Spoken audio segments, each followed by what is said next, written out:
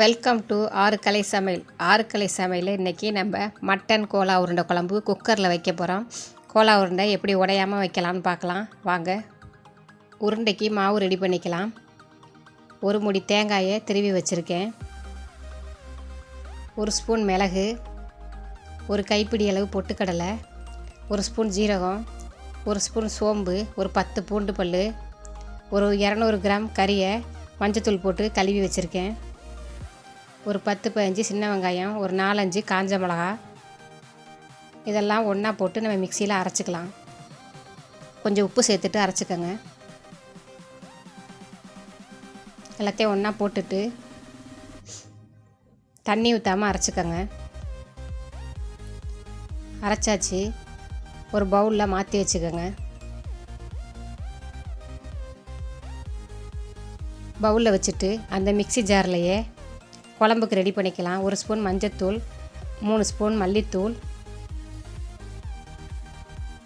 மிளகாத்தூள் 2 ஸ்பூன் சேர்த்துட்டு தேவையான உப்பு சேர்த்துட்டு தண்ணி ஊற்றி நல்லா கரைச்சிக்கோங்க. நம்மளுக்கு குழம்பு எந்த அளவுக்கு தேவையோ அந்த அளவுக்கு மசாலா சேர்த்து கரைச்சி வச்சுக்கோங்க. ஒரு தட்டு எடுத்து வச்சு நம்ம ஒவ்வொரு உருண்டையாக உருட்டி ரெடி பண்ணி வச்சுக்கலாம். எல்லா உருண்டையும் உருட்டியாச்சு.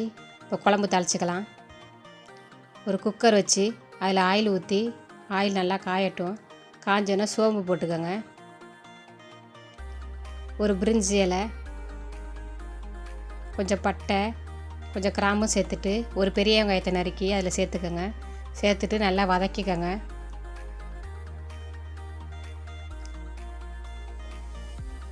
வதக்கிட்டு ஒரு பெரிய தக்காளி எடுத்து கட் பண்ணி அதில் சேர்த்துக்கோங்க.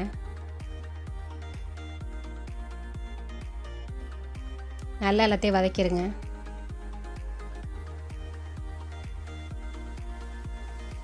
கொஞ்சம் கருவேப்பிலை சேர்த்துக்கலாம்.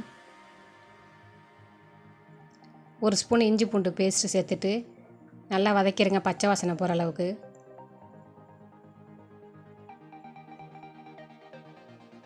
நல்லா வதக்கியாச்சு.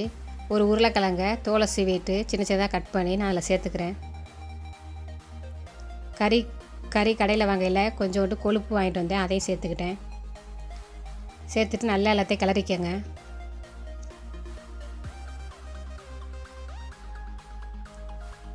நம்ம பாத்திரத்தில் வைப்போம் எப்போதும் கோலா உருண்டை குழம்பு. இது குக்கரில் வச்சுருக்கேன், அருமையாக இருக்கும். நீங்கள் வச்சு பாருங்கள். இது மாதிரி நம்ம கரைச்சி வச்சுருக்க மசாலா தண்ணி அதில் சேர்த்துக்கிட்டு தேவையான அளவு தண்ணி ஊற்றிக்கலாம். 200 கிராம் கறிக்கு தகுந்த மாதிரி நான் வச்சுருக்கேன்.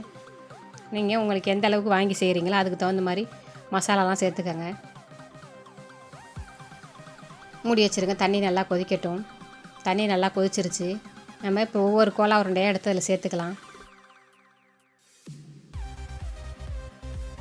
எல்லா கோலா உருண்டையும் போட்டாச்சு. போட்டுட்டு லைட்டாக மேலால் கொஞ்சம் கிளறி விட்டுக்கோங்க. கிளறிட்டு குக்கர் மூடி போட்டு 2 விசில் விட்டுட்டு மூடி திறந்துடலாம். மூடி எடுத்துட்டு லைட்டாக அப்படி கிளறி பாருங்கள். எவ்வளோ அருமையாக வந்திருக்கு பாருங்கள். உருண்டையெல்லாம் அப்படியே முழுசாக இருக்குது.